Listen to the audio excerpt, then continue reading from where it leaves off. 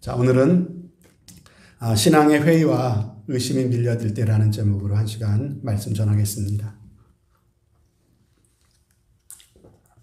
우리 믿는 사람이 살면서 참 힘들고 어려운 일들이 있는데요.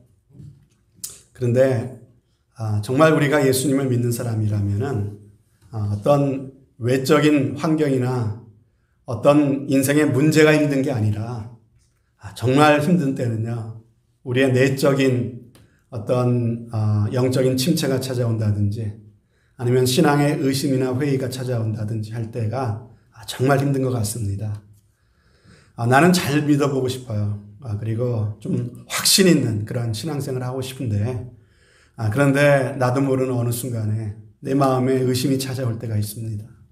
나도 모르는 사이에 신앙생활에 회의가 될 때가 있다고 하는 거예요. 자꾸 내 마음에 의심이 생기면 마음이 어떻게 됩니까? 이 편안한 마음이 사라집니다. 그죠? 왠지 모르게 마음이 참 쫓기고 불안하고 또 마음의 기쁨이 사라지게 된다는 거예요. 뭘 해도 기쁘질 않습니다. 뭘 해도 괴롭습니다. 매사에 의욕도 안 생기고 힘이 들게 된다고 하는 것이죠. 그런데 여러분, 신앙생활하는 성도님들 중에서 정말 이런 의심과 회의에 빠져보지 않은 분들이 과연 계실까요? 아마 한 분도 안 계실 것 같습니다. 오늘 말씀도 읽어보면요, 놀랍게도 세례 요한조차도 어떤 순간에 신앙이 흔들리고 또 의심과 회의에 그런 순간이 있었다라고 하는 것을 볼 수 있다는 거죠. 여러분, 세례 요한이 어떤 사람입니까? 그는 모태로부터 성령의 충만함을 입었던 사람이에요. 그의 사명은 그의 뒤에 오실 그 메시아 예수님을 증거하는 일, 그래서 사람들로 하여금 메시아 예수님을 받아들일 수 있는 그 마음의 준비를 하는 그 사명을 했던 사람이 이 세례 요한 아닙니까? 그런데 어찌된 영문인지 오늘 본문 2절과 3절에 보니까 그가 예수님께 자기 사람들을 보내서 굉장히 충격적인 질문을 지금 하고 있습니다. 무슨 말입니까? 오늘 2절과 3절에 보면은요, 예수께 여짜오되 오실 그이가 당신이 오니까 우리가 다른 일을 기다리오리까? 예수님, 당신이 우리가 기다리던 그 메시아가 맞습니까? 아니면 우리가 다른 분을 기다려야 하는 겁니까? 지금 이것을 예수님께 물어보고 있다는 거예요. 아니, 이런 질문이 어디 있습니까? 어떻게 다른 사람도 아니고 세례 요한의 입에서 이런 질문이 나올 수 있단 말입니까? 어떻게 세례 요한에게 이런 끔찍한 침체와 신앙의 회의가 찾아올 수 있냐는 것이죠. 사랑하는 여러분, 성경을 보면은요, 이게 인간이다라고 하는 메시지를 우리는 늘 보게 됩니다. 이게 인간이에요. 아무리 위대해 보이고 아무리 뛰어나 보이는 사람들이요, 다 도찐 개찐이라 그러죠. 50보 100보 다 우리랑 비슷한 인간입니다. 여러분, 아무리 내가 잘 믿는 것 같아도요, 어느 순간에 보면은 어떻게 내가 이럴 수가 있나, 내 자신에게 실망스러울 정도로 참 그럴 수밖에 없는 게 우리 인간의 연약함이라고 하는 것입니다. 그렇기 때문에 여러분, 지금 나름대로 신앙생활 잘하고 계시다고 생각되십니까? 우리 하나님의 경고의 말씀을 들어보시기를 바랍니다. 그런즉 선줄로 생각하는 자는 넘어질까 조심하라 라고 하셨죠. 우리는 언제 어떻게 영적인 슬럼프가 찾아올지 또 침체가 찾아올지 모르기 때문에 항상 겸손하게 우리가 나가야 한다는 것이죠. 사랑하는 여러분, 그렇다면 그렇게 견고한 믿음을 가졌던 세례 요한이 어떻게 이렇게 깊은 신앙의 침체에 빠지게 되었냐는 겁니다. 그 침체의 원인이 과연 뭘까요? 오늘 말씀을 통해 몇 가지 생각해 보겠는데, 첫째로요, 그의 침체의 원인은요, 자신이 생각하던 기대와 예수님의 그 모습이 달랐기 때문에 지금 이러한 침체에 빠지는 겁니다. 여러분, 그러면 세례 요한은 예수님에 대해 어떤 기대를 갖고 있었습니까? 그는 메시아가 이 땅에 심판주로 오시는 분이라고 생각했어요. 그래서 메시아로 오신 예수 그리스도, 그분은 이제 곧 이 땅을 지배하고 있는 악한 로마와 부도덕한 헤롯 정권을 심판하실 것이라고 생각했어요. 이제 우리 민족으로 다시 한번 다윗의 번영의 시대를 열어줄 걸로 그렇게 기대를 했다는 것이죠. 그런데 어찌된 연문인지 예수님은 이스라엘을 해방시키는 일에는 전혀 관심이 없어 보이는 겁니다. 로마 정권에 대항하거나 악한 자들을 심판하시기보다는 주로 하시는 일을 보니까 주로 가난하고 보잘것없는 사람들, 세리와 죄인 같은 사람들과 함께 어울리시기만 하는 겁니다. 나면서 앞을 못 보거나 걷지 못하는 장애인들, 병든 사람들이나 고치고 다니시는 그 모습이 세례요한이 보기에 영 아니더라고 하는 것이에요. 여러분, 오늘도 마찬가지 아닙니까? 오늘도 자기만이 가진 어떤 기준으로 교회를 바라보고 또 교회의 지도자를 바라보시는 분들이 계세요. 여러분, 내 기준으로 하나님을 기대하고 내 기준으로 교회는 이래야 된다 생각하고 내 기준으로 그 교회 지도자들을 판단하다 보니까는요, 오늘 세례 요한 같은 이런 회의에 빠지는 일들이 있다고 하는 것이에요. 여러분, 내 기대에 미치지 못하는 순간, 내 생각과 다르다고 느끼는 순간, 그러면 실망하는 마음이 찾아오게 되는 것이죠. 그러면 그때부터 신앙생활의 은혜를 받지 못하게 되고 영적인 침체와 회의에 빠지는 일들이 있다는 겁니다. 하지만 사랑하는 성도 여러분, 우리가 하나님 앞에 나올 때 중요한 건 내 기준과 내 어떤 그 생각이 아니지 않습니까? 정말 우리가 붙잡아야 될 중요한 것은 하나님의 생각 아닙니까? 하나님의 기준 아니겠습니까? 그래서 우리가 하나님 앞에 좀 마음을 열고요, 내 기준이 아닌 하나님의 말씀의 기준이 무엇인지를 항상 살피면서 그 기준을 받아들이고 살아갈 수 있는 저와 여러분이 꼭 되어주시기를 바랍니다. 그럼 두 번째로 그가 침체에 빠진 이유는요, 자기 자신의 풀려지지 않는 고통스러운 상황이 계속되었기 때문입니다. 여러분, 지금 세례 요한이 어떤 상황입니까? 감옥에 갇혀 있어요. 그가 그러면 왜 감옥에 잡혀 있습니까? 무슨 잘못을 한 것입니까? 무슨 죄를 지었습니까? 아니에요. 헤롯 왕이 부도덕한 일을 한다고 그 죄를 지적하다가 지금 억울하게 감옥에 갇혀 있는 겁니다. 여러분, 요한은 옥에 갇혀 있는 이 시간이 길어지면 길어질수록 예수님에 대해서 이해가 되지 않는 거예요. 자기는 지금 이 로마의 분봉한 헤롯을 향해서 하나님의 이름으로 정의를 선포하다가 붙잡혀서 고통을 당하고 있는데, 그런데 메시아라는 사람은 어떻게 이런 불의한 일을 보고만 있을 수 있냐고 하는 것입니다. 그래서 요한의 마음에 신앙의 회의가 찾아오게 되었다는 것이죠. 여러분, 오늘날에도 이 요한이 옥에 갇힌 것 같이 하나님의 말씀대로 정말 바르게 살아보려고 애를 쓰는데, 그런데 어려움을 당하시는 분들이 계세요. 목사인 제 마음에도 이런 분이라면 좀 하나님이 좀 복을 주셨으면 좋겠는데, 이렇게 믿음을 살면 이렇게 세상에서도 복을 받는구나, 이런 시범 케이스라도 좀 보여주셨으면 좋겠는데 그렇지 못한 경우가 있다고 하는 거예요. 처음에는 믿음을 가지고 인내합니다. 어려운 가운데서도 나는 타협하지 않을 거라고, 나는 끝까지 믿음으로 살 거라고 그렇게 생각하지만, 그러나 환경이 나아지지를 않는 거예요. 이러면 좀 하나님이 도와주실 줄 알았는데 상황이 좋아지질 않는 거예요. 이런 시간이 점점 지나갈수록 어떻게 됩니까? 슬며시 내 마음의 신앙의 회의가 고개를 들기 시작하더라고 하는 거예요. 이게 뭔가? 믿는다는 게 과연 무슨 소용이 있나? 하나님의 나의 고통을 알고나 계시나? 여러분, 요한이 지금 겪고 있는 회의가 이런 방황이 있더라라고 하는 것이죠.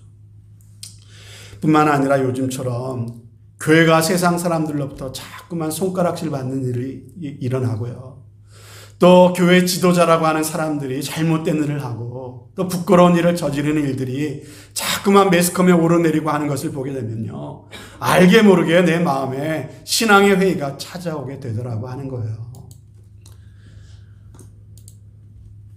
세 번째 요한이 그 침체에 빠졌던 이유는요, 예수님과의 인격적이고 개인적인 만남이 없었기 때문입니다. 여러분, 지금 보세요. 이 요한은 감옥에 갇혀 있습니다. 그렇기 때문에 예수님이 하시는 일을 지금 직접 눈으로 볼 수가 없는 거예요. 그래서 그는 간접적으로 예수님이 하는 일에 대해서 어떻게 해요? 전에 듣는 것, 그게 전부였습니다. 여러분, 생각해 보세요. 사람과 사람 사이에도 얼굴과 얼굴을 맞대고 교제하는 게 얼마나 중요합니까?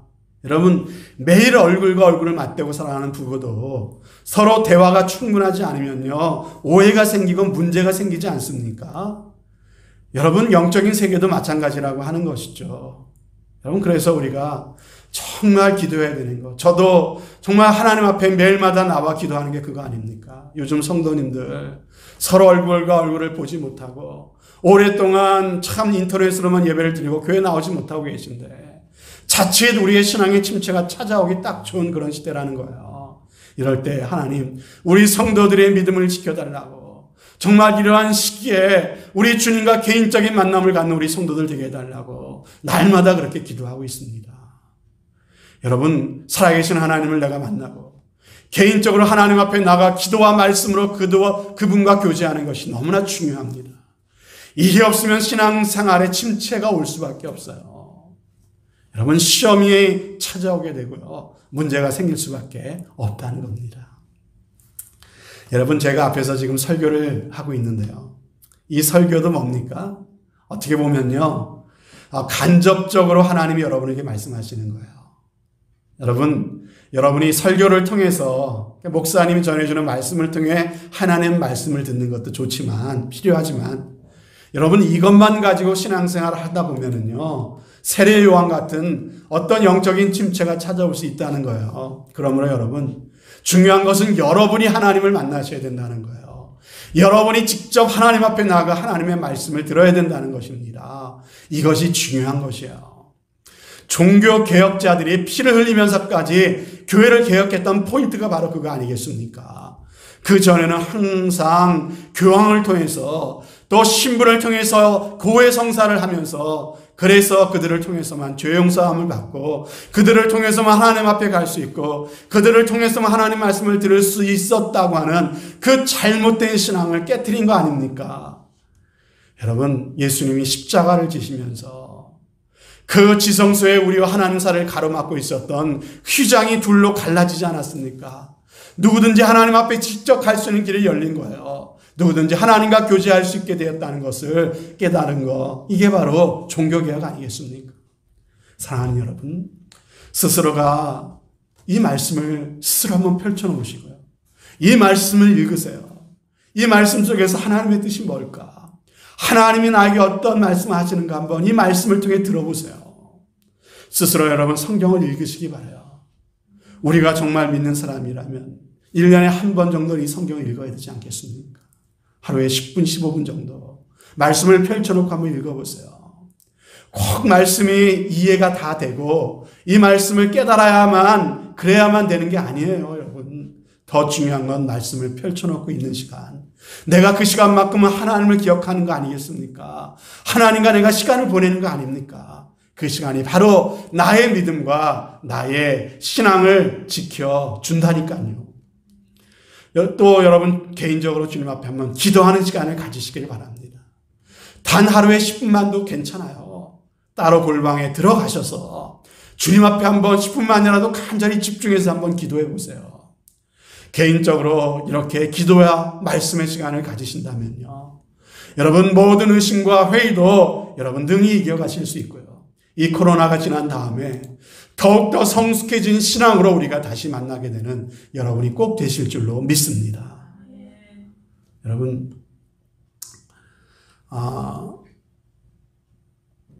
그렇다면 우리가 이 세례 요한과 같은 그런 신앙의 회의가 찾아왔을 때 우리는 어떻게 해야 될까? 어떻게 하면은 이 영적 침체를 우리가 좀 벗어날 수 있을까? 여러분, 벌써 영적 침체에 빠지신 분들 계시면 잘 들어주시기 바랍니다. 그리고 이 말씀의 원리를 한번 실천해 보시길 바랍니다. 어떻게 영적 침체를 벗어날까요? 첫 번째로 자기 자신의 감정에 솔직해지십시오. 대개 보면은요, 신앙적인 회의에 빠지게 되면은 교회 안에서는요, 이 신앙의 회의에 빠진 상태를 표현할 수가 없어요. 아니, 표현하면 큰일 나는 그런 분위기잖아요. 나는 요즘 신앙생활에 회의가 들어요. 요즘 같아서는 하나님이 계신지 안 계신지 모르겠어요. 그럼 교회에서 이렇게 말 한마디 잘못했다가는 그 순간부터 교회에서 믿음 없는 2류, 3류 신자가 될 수도 있는 거 아닙니까? 그때부터 나를 무슨 신앙에 병든 사람처럼 그렇게 바라보고 대하니까 마음에 있는 그 얘기를 쉽게 꺼내놓지 못하는 분위기가 있어요. 그래서 교회 오면 항상 좋은 얘기, 무슨 은혜스러운 얘기를 해야만 한다는 부담감이 우리 가운데 있는 것 같습니다. 그래야 교회에서도 인정을 받고, 그래야 나중에 뭐 권사 투표, 장로 투표할 때 나도 권사 장로가 될 수가 있고, 그래서 철저하게 자신을 위장하는 그런 경우들이 있다는 것이죠. 하지만 여러분, 제가 여러 해 동안 다양한 부류의 사람들과 함께 말씀을 배우면서, 말씀을 공부하면서 발견한 사실이 하나 있어요. 여러분, 간혹 보면 정답만 딱딱 얘기하시는 분들 계신데요. 이런 분들은요, 성경 공부 안만 해도 변화가 잘 없어요. 그런데 성경 공부할 때 가면을 벗으시는 분들 계세요. 자기 자신이 정말로 갈등하고 있는 것, 회의하고 씨름하고 있는 것들을 솔직하게 드러내시는 분들이 계시는데, 그런 분들은요, 반드시 신앙이 성장하고 변화가 있더라고 하는 것이죠. 저는 우리 교회가 너무 영적으로 포장되어서 믿음 있는 척, 거룩한 척, 우아하게 교제만 하는 그런 교회가 아니기를 바랍니다. 여러분, 좀 회의할 수도 있어요.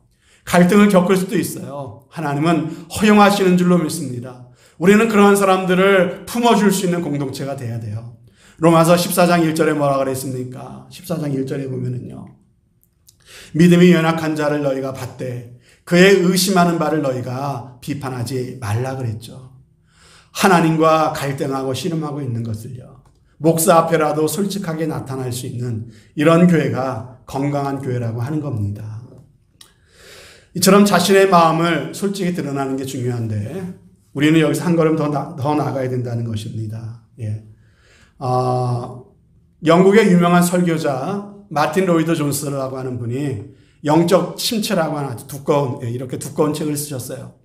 자, 근데 이 책에 보면은 10편 42편 5절 이 말씀을 중심으로 영적 침체를 벗어나는 길을 이야기하고 있는데요. 자, 내 영혼아, 어찌하여 네가 낭망하며 어찌하여 불안하여 하는고? 너는 하나님을 바라라. 그 얼굴의 도우심을 인하여 오히려 내가 찬송하리로다. 여러분, 이 시편 42편의 이 저자는요, 지금 누구에게 이야기하고 있는 걸까요? 자기가 자기에게 이야기하고 있는 거예요. 예. 자기의 감정, 자기의 내면의 갈등을 솔직하게 드러내고 있는데, 자기 자신을 향해서 지금 이야기하고 있는 거예요. 그 불안과 그 침체 속에서 내 영혼아 하나님을 바라보라. 너는 하나님을 찬송하라. 이렇게 권면하고 있는 거예요. 네가 어찌하여 불안하여 하고 있느냐. 내 얼굴에 도우심을 인하여 오히려 찬송하리로다. 자기 자신에게 그렇게 명하고 있다는 거예요. 여러분, 간혹 가다가 우리가 속을 뒤집어 놓을 만한 상황을 만날 때가 있지 않습니까? 사람에 대한 실망감 때문에, 섭섭한 마음 때문에 내 마음이 막 흔들릴 때가 있어요. 온몸에 맥이 막 탁 풀려버리고 정말 막 마음이 우울해지고 낙심이 밀려올 때가 있습니다. 그때 한번 이렇게 해보세요. 스스로에게 대해서 한번 이렇게 말해보십시오. 내 영혼아, 내가 어찌하여 낭망하는고? 나는 결코 낭망하지 않으리라. 이렇게 한번 외쳐보세요. 여러분, 제가 확신하는 한 가지가 있어요. 그것은 사단 마귀는 우리를 겁줄 뿐이지 결코 강제로 우리의 소망을 끊어버릴 수는 없습니다. 여러분, 사단이 노리는 건 뭔지 아세요? 내 스스로가 소망의 끈을 놔보도록 하는 거예요. 내 스스로가 낭망케 만드는 거예요. 여러분, 낭망하면 하나님 바라보지 않으니까, 낭망하면 기도하지 않으니까. 여러분, 우리가 기도한다는 건 소망이 있기 때문에 기도하는 거 아니겠습니까? 그런데 낭망함으로써 스스로가 기도의 줄을 놔버리고 믿음의 끈을 놔보도록 만드는 것, 바로 이것이 사단 마귀가 노리는 거예요. 그렇기 때문에 우리는 어떻게 됩니까? 낭만과 내 마음의 침체가 몰려올 때마다 우리 입술로 사단 마귀가 좋아하는 일은 내가 하지 않을 것이다, 이런 선포를 하셔야 된다는 거예요. 나는 내 스스로가 낙심하지 않을 것이다. 내 스스로가 포기하지 않을 것이다. 내 영혼아, 이럴 때일수록 더욱더 하나님을 바라보라. 이렇게 자신을 향해 선포하시기를 바랍니다. 여러분, 그래도 마음이 풀리지 않으면요, 이렇게 한번 말해보세요. 크게 할 필요도 없어요. 내 자신이 들으면 되니까. 내가 나사렛 예수 그리스도 이름으로 명하노니 내 마음을 격동시키고 낙심시키고 실망시키는 그러한 악한 영들은, 악한 마음들은 예수 그리스도 이름으로 떠나갈지어다라고 한번 그렇게 외쳐보세요. 웬만하면 여러분, 내 마음에 그런 부정적인 마음이 떠나가게 될 줄로 믿습니다. 누군가에 대해 원망하고 섭섭한 마음이 막 일어나세요. 여러분, 그런 마음도 그냥 방치하지 마세요. 선포하시기 바랍니다. 나는 우리 시어머니, 우리 며느리를 사랑하기로 결단하노라. 내가 나를 힘들게 하는 이 사람의 모든 연약함을 껴안기로 결단하노라. 여러분, 나의 자신을 한번 선포해 보세요. 굉장히 효과가 있을 거예요. 그런데 세 번째는요, 두 번째가 자신과 대화하면서 이렇게 선포하는 것이고, 세 번째가 무엇보다 신앙의 회의와 의심을 하나님께 아뢰시길 바랍니다. 여러분, 자신의 내면을 솔직히 드러내는 것도 필요하고요. 자기 자신에 대해 선언하고 선포하는 것도 중요하지만, 그러나 신앙은 마인드 컨트롤이 아닙니다. 내가 내 자신을 다스릴 수 있는 것이 아니에요. 중요한 것은 살아계신 하나님 앞에다가 그 문제를 가지고 가서 하나님 앞에 그 문제를 아뢰어야 된다는 것입니다. 여러분, 조금 전에도 말씀드렸지만 예수님은요, 이런 요한의 그런 의심과 회의조차도 그렇게 포용해주고 계십니다. 여러분, 따지고 보면요, 요한 너까지 이런 얘기를 하냐? 여러분, 얼마나 예수님 속이 뒤집어지겠습니까? 여러분, 그런데도 이런 요한에게 11절에 보면 예수님 뭐라고 말씀하시는 줄 아세요? 내가 진실로 진실로 내게 말하노니 여자가 낳은 자 중에 세례 요한보다 더 큰 이가 일어남이 없도다. 여자가 낳은 사람 중에 이 세례 요한이 가장 큰 사람이다. 이런 속을 뒤집어 놓는 이야기를 하는 이 세례 요한에게 예수님이 이렇게 말씀하시는 거예요. 이런 분이 예수님이십니다.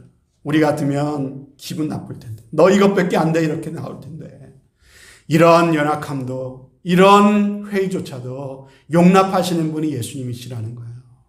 그러니까 여러분, 안심하시고 여러분 마음에 있는 모습 그대로 주님 앞에 가지고 나가시길 바랍니다. 여러분, 시편을 읽어보세요. 좋은 찬양만 있는 게 아니라니까요. 하나님께 자신이 화가 나면 화가 난 대로 자신의 분을 그냥 하나님 앞에 막 쏟아놓고 있어요. 저 원수들의 뺨을 때려달라고, 그들의 이빨을 다 뽑아달라고 기도하지 않습니까? 하나님께 온갖 자신의 감정의 응어리를 다 쏟아놓는 게 바로 이 시편 기도라고 하는 거예요. 그러므로 저는 여러분들의 상하고 응어러진 마음들, 하나님을 향한 불시엔 섭섭한 마음들을 하나님 앞에 갖고 나가시기를 바랍니다. 하나님 앞에 쏟아놓으시기를 바랍니다. 하나님께서 이런 것들을 책망하지 않으십니다. 그것을 허용하신다는 사실입니다. 하나님 앞에 투정도 부리시고요. 하나님 앞에 다 쏟아놓으시고요. 하나님께 참으로 여러분 마음을 드리면 반드시 거기에 최선의 길이 열리게 되는 줄로 믿습니다. 그리고 마지막 네 번째로요. 마지막 네 번째. 결국은 우리의 생각을 어떻게 해요? 하나님의 생각에 굴복시키셔야 됩니다. 자, 그래서 예수님께서 오실 그이가 당신입니까? 우리가 다른 일을 기다려야 됩니까? 이렇게 물어보니까 그 세례 요한의 제자들한테 뭐라고 답을 주셨습니까? 4절과 5절 예수님이 이렇게 답을 하셨어요. 예수께서 대답하여 가라사대 너희가 가서 듣고 보는 것을 요한에게 구하되. 이걸 구하라고 하면 뭐라고 말씀하십니까? 소경이 보며 안진뱅이가 걸으며 문둥이가 깨끗함을 받으며 귀머거리가 들으며 죽은 자가 살아나며 가난한 자에게 복음이 전파된다고 전해라. 여러분, 이 구절을 읽으면 굉장히 묘한 생각 들지 않습니까? 여러분, 지금 세례 요한이 뭐 때문에 지금 시험에 들었습니까? 예수님의 이런 모습 때문에 지금 시험 든 거 아닙니까? 지금 예수님은 지금 이 악한 세상, 이 악한 로마 정권과 싸우지 않으시고 병자나 고치시고 약한 사람들이나 돌보고 있는 그것 때문에 지금 이 세례 요한이 시험에 빠졌는데 예수님이 처방전을 주시기를 요한이 제일 싫어하는 이 대답을 주시는 거예요. 여러분, 예수님 이렇게 눈치가 없으실까요? 예수님 아심에도 이 말씀을 하시는 거예요. 여기에 있는 메시지가 뭡니까? 여기서 발견할 수 있는 중요한 메시지는 뭡니까? 여러분, 신앙적인 회의는요, 하나님께서 드디어 나를 이해하시고 내가 얼마나 분노하는지, 내가 얼마나 절망했는지 하나님이 이해하셔야 그때 회의가 사라지는 게 아니라는 거예요. 결국은 내 생각을 하나님의 생각에 굴복할 때에 이 신앙적인 회의가 극복이 되는 것이다 라고 하는 것입니다. 그러므로 여러분, 저와 여러분의 나의 생각을 하나님의 생각에 굴복시키는 그런 훈련을 해야 된다는 거예요. 그래야 이 침체를 우리는 비로소 벗어날 수가 있는 것이죠. 이 훈련을 하실 때는요, 항상 두 가지의 마음을 담으셔야 됩니다. 한 가지는 하나님의 생각은 언제나 내 생각보다 크고 완전하다는 것을 여러분 인정하셔야 됩니다. 여호와의 말씀에 내 생각은 너희 생각과 다르며 내 길은 너희 길과 달라서 하늘이 땅보다 높은 같이 내 길은 너희 길보다 높으며 내 생각은 너희 생각보다 높으니라 그랬어요. 하나님이 이해가 안 되죠. 하나님이 하시는 일이 도무지 내가 이해할 수 없을 때 우리는 꼭 기억해야 될 말씀입니다.